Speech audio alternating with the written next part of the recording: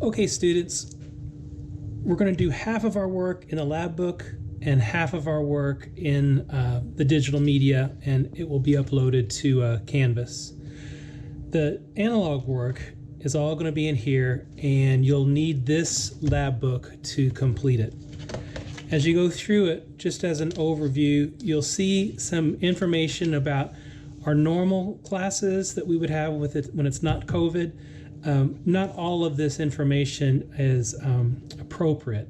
So just realize that we will be doing some synchronous and some asynchronous teaching. So attendance really is just for the times when we will be meeting on Zoom.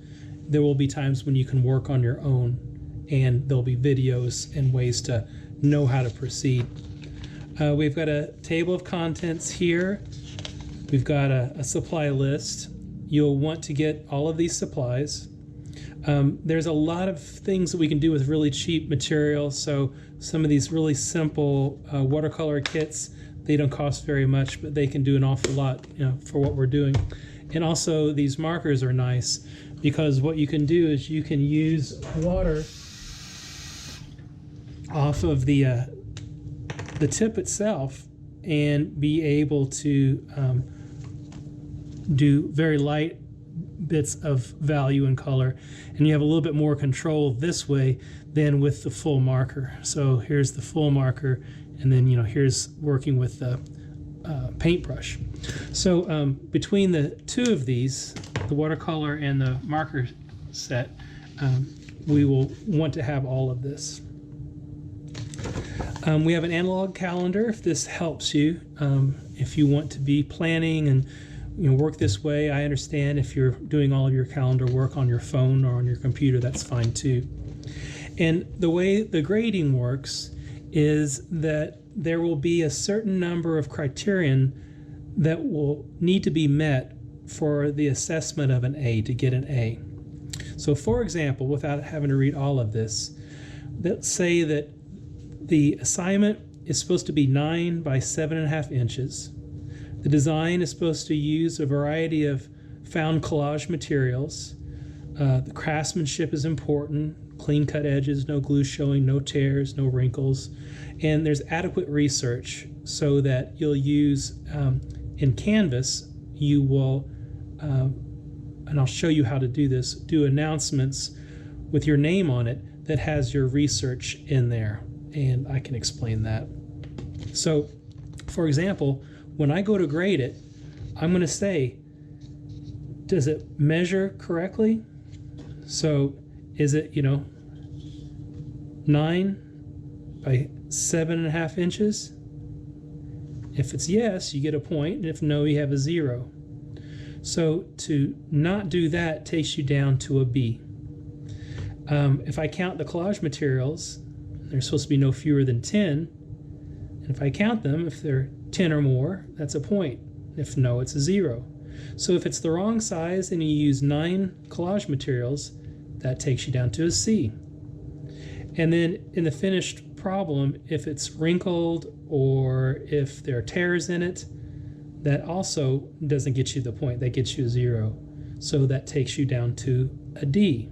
So B, C, D, and you'll fail the assignment if you haven't done your research as well.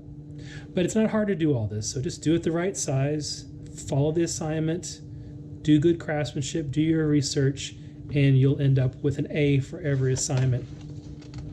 So here's an example.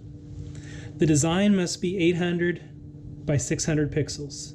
The design must use 4 or more positions of the word. The background needs to be a colorful texture from the digital site.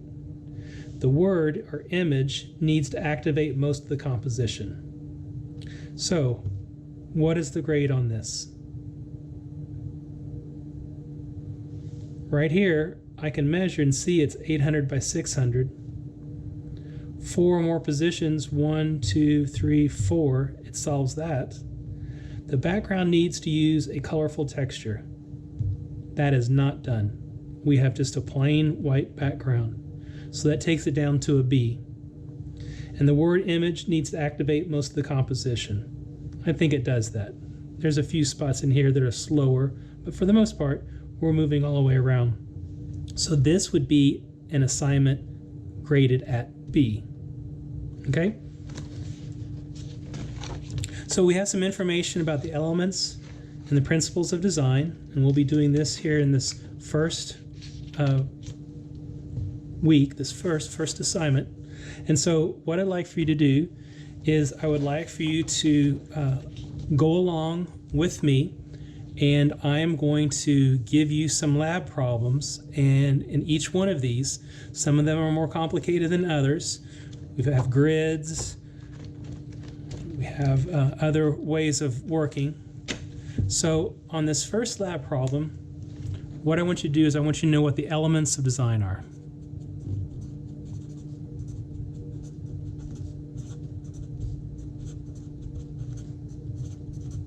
And they go in order from least complex to most complex, or most elemental to more complex.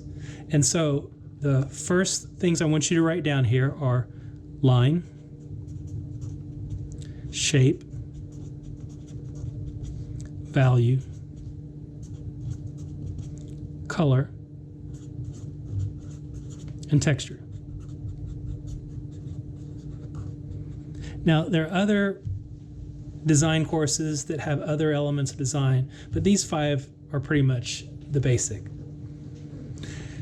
We'll always work off of these. So when you go to do one of your assignments, if you feel like it's a little bit boring, ask yourself if you're using all the same shape, or all the same line, all the same colors or textures or values. And where you can say, yeah, I could have more than one color, that's a place to activate it, to make it a little more expressive. Okay, lab problem 2, the principles of design.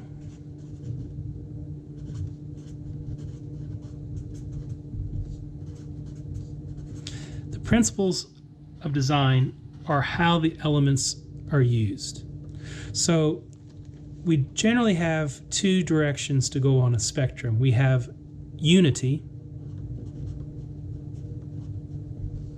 and that's where everything is unified and working together, and we have variety. And this is where there's something that is not unified that stands out, that makes the design a little more interesting. If it's all variety, it will be too much of a cacophony, too busy, too crazy. If it's all unity, it will be boring because it's all the same. It'll just be blah, like if you had a plate full of mashed potatoes with ground carrots and grits, let's say. If all the textures are the same, it's unified, but it's too unified. But with variety, if you have, blueberries and ham and ice cream on the plate, that doesn't make for a very good design food-wise. So you have to find what's the balance between those two to have a good design.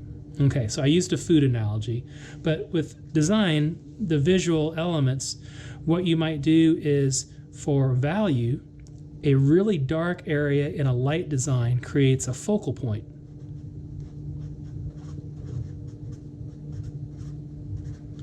Or dominance. And so this is a way to use value or shape, having one particular shape in the middle of a smoother area, or a bright area of color in a gray area. So these are ways of adding variety. But to unify, if you want to have your value, you might have an idea of contrast being low contrast. But contrast might be a way to unify things. You might also have balance be a way of working. So balance might have something centered in the middle, but it also may make it more interesting if it's slightly out of center. So balance can be unified, and it can also add variety. You can also do repetition of line.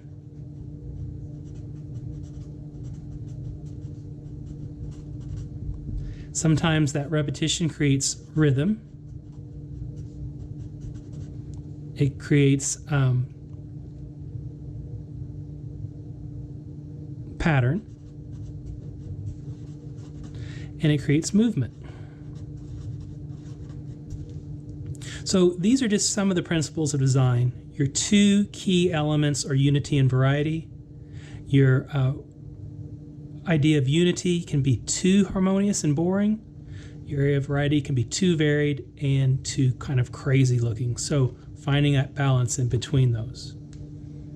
Okay, now, just within the idea of line, the ways to vary line, so it's not boring, so it's varied,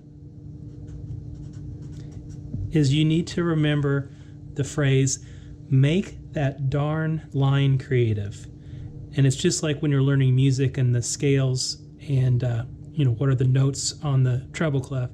Make that darn line creative. If you can just remember that for the initials, make that darn line creative.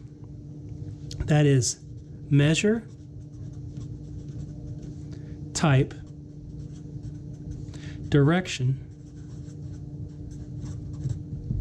location,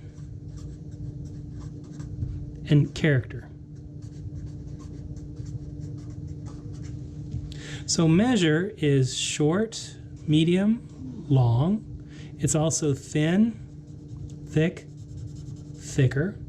So just in 3 examples, I varied the measure of line. Okay? Type is organic or geometric.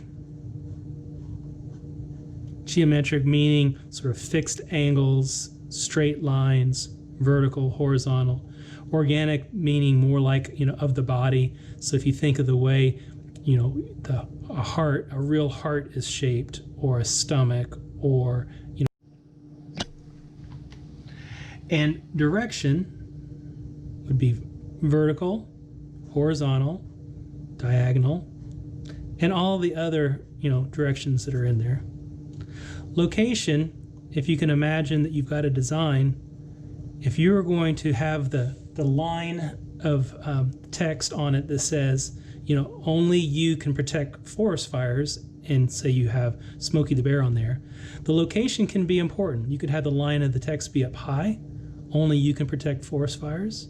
It could go across the center, only you can protect forest fires. And also it could be at the bottom or anywhere else. So the location of your lines, try to think about how that can add variety or unify a design. And the last one is character. Now I've got this Sharpie, and that creates one character of line.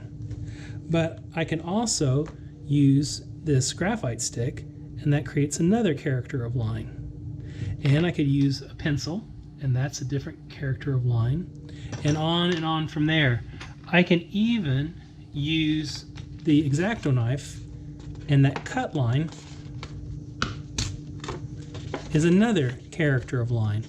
A chainsaw, a bar of soap, a eraser, watercolor, a welding rod, all of those are different characters. So the way to vary line is make that darn line creative, measure, type, direction, location, and character.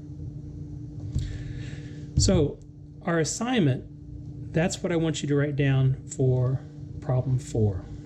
And what I want you to do is I want you to do an assignment that is an exploration of line.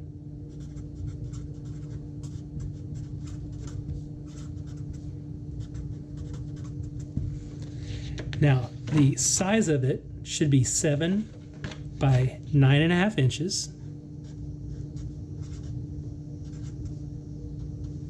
The materials are marker and watercolor.